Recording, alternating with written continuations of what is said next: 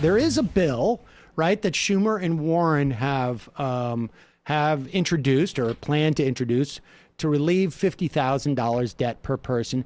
But you listen to someone like Elizabeth and you're like, you didn't even borrow $50,000. You borrowed $40,000 and you owe $80,000 5 years out. That's just, it's. Yeah, and then college for all, the proposal that Bernie Sanders put forward, and it's off the top of my head, but it was just such a small amount of money. I think it's like $72 billion. I could be wrong.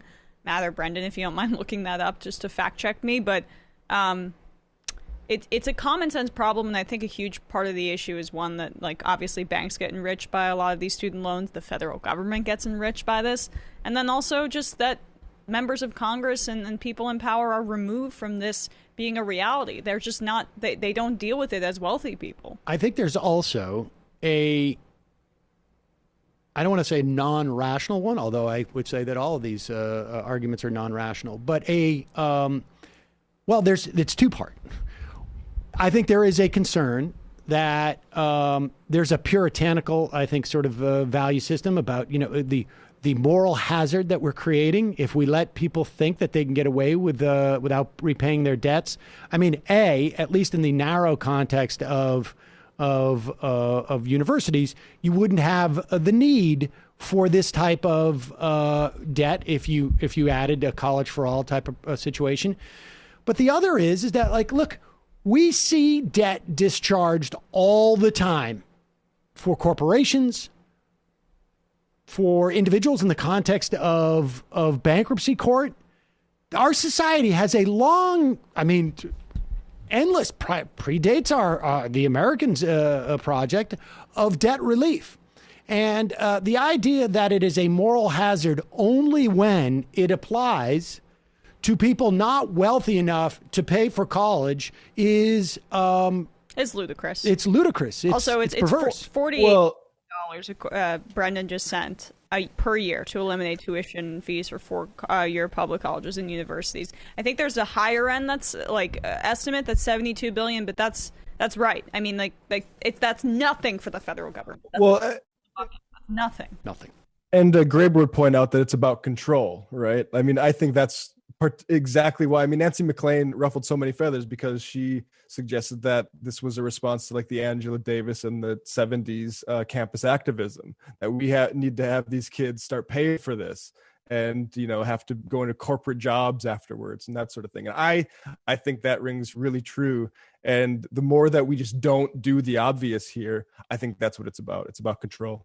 I think you're absolutely right. I mean, I think you can make the same argument about healthcare as well, right? I mean, there was a time 10, 15 years ago where you would hear nothing but every car that rolls off the line for GM, $3,200 of it is healthcare. Well, then why wouldn't you have an outcry from businesses to say, like, we're going to offload this expense onto the federal government? Yes, we'll pay marginally more in taxes, but we don't need to have we don't need to have an entire, we don't need to have a side business of, in human resources trying to figure out how we're going to do health insurance. And I think a big part of it is simply, it's a function of control. If you are in college and you're basically building this massive, I mean, I just can't even imagine 5 years out of college, having an $80,000 bill, and like, you're just looking around your apartment, and it's like, wait, where's the expensive painting that I bought? Where's the 75-foot television, Sam, that I bought for what? It's the avocado toast that the millennials keep buying. That's why they're not buying homes. And I've had conversations with people, by the way, who say, like, I had to pay off my student loan debt. Why shouldn't everybody else? Like, there is a legitimate, old school kind of thinking in that way, which is beyond comprehension to me, but some people really feel that way. I wonder if they would apply that same logic to, say, I don't know, the COVID vaccine.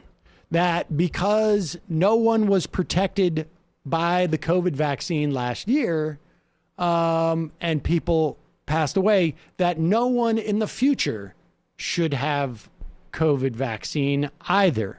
I mean, people died of cancer. Listen, maybe you should die of cancer too. The fact of the matter is, improve things. I imagine in specific instances it's not the case, but broadly speaking, as a society, we had this in the 50s, in the 60s, 40s, into the 70s.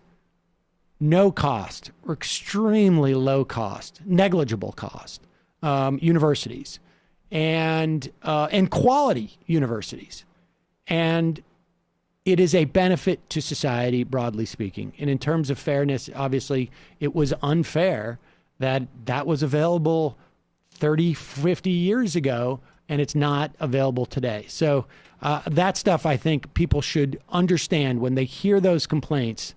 They are complaints that are either A, not terribly well thought out or researched or contextualized, or B, disingenuous. But as a society only, if you merely believe in the idea that our job is only to provide opportunity, people must understand as a society, which I think it doesn't go far enough, but I understand that people just feel that that should be the function. When you are making university or higher education in any form prohibitively expensive, you are curtailing the opportunity of millions upon millions of your fellow Americans. And Joe Biden can fix this in the amount of time it takes me to pour a cup of coffee. They know the language, they know he can do it, and he can do it. So check that out. We'll put a link to that in on the post today at majority.fm.